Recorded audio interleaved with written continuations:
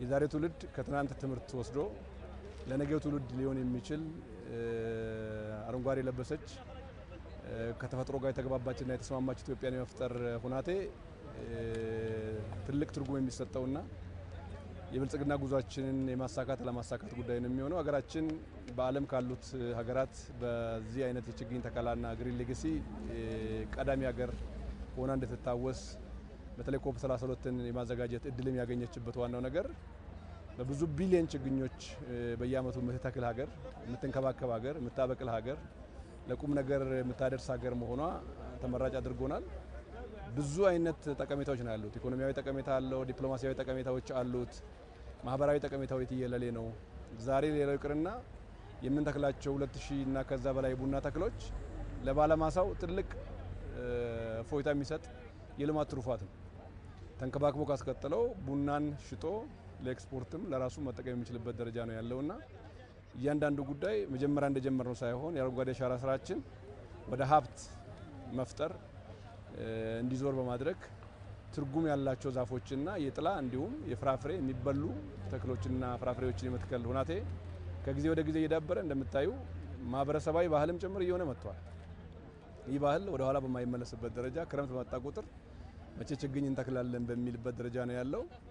ዛሬ የንግድና ቀጠናዊ ትስስር ሚኒስቴርና ተጠሪ ተቋማቶቹ 7 ተቋማት በጋራ ሆነው እንደምታዩ ሰራተኛው በነቂስ ወጥቶ ከጧት 12 ሰዓት ጀምረን ችግኝ በመትከል ላይ እንገኛለን። ከስር ሰራተኛ ጆይን እያደረገ የሚሄድም የለም፣ ደክሞኛል ብሎ የሚያቋርጥም የለም። ይሄ አይነት ትጋት፣ ይሄ አይነት መነሳሳት ሰው ከልቡ ተቀብሎ ስለሰራው እንጂ ስለታዘዘ ስለታወጀም ጭምር አይደለምና እንዲህ አይነት ባህል እየሆነ የሚሄድ ነጋችንን ዛሬ የምንሰራበት ልምምዶች በጣም ተጠናክሮ መቀጠል ያለባቸው። ይህ ልምምድ እኔ ከሁሉ በላይ ከቁጥሩ በላይ የሚያኮራኝ እና ደስ የሚለኝ ማህበረሰባዊ ልምምድና ባህል እየሆነ ስለመጣ ወደ ኋላ በማይመለስበት ደረጃ አረንጓዴና ኢትዮጵያ፣ አረንጓዴ አሻራና ኢትዮጵያ፣ ችግኝና ኢትዮጵያ፣ ችግኝና ልጆቻችን ባዳ የሚሆኑበት ሳይሆን አዳዲስ ልምምድ የሚሆኑበት ሳይሆን ያደግንበት በብዙ ባህሎቻችን በብዙ ትውፊቶቻችን የተማርናቸው ቢሆኑም የተዘነጉ ጉዳዮችን መልሰን ሪኢኒሼት ያደረግናቸው ጉዳዮች ስለሆኑ ባህል እየሆነ መሄዱ ይበልጥ የነገዋ ኢትዮጵያ ከዛሬው በላይ ፈክታ አረንጓዴ ለብሳ የምናይባት ጊዜ ሩቅ አይሆንም። ብዙ ኢፌክቶች አሉት። የተራቆቱ አካባቢዎች እየዳኑ ነው ያሉት። ውሃ በየቦታው እየፈለቀ ነው ያለው። የዝናብ ሁኔታ እየተስተካከለ እየመጣ ነው ያለው። ሸሽቶ የነበሩት አራዊቶችና ብርቅዬ ዱር እንስሶች እየተመለሱ ነው ያሉት።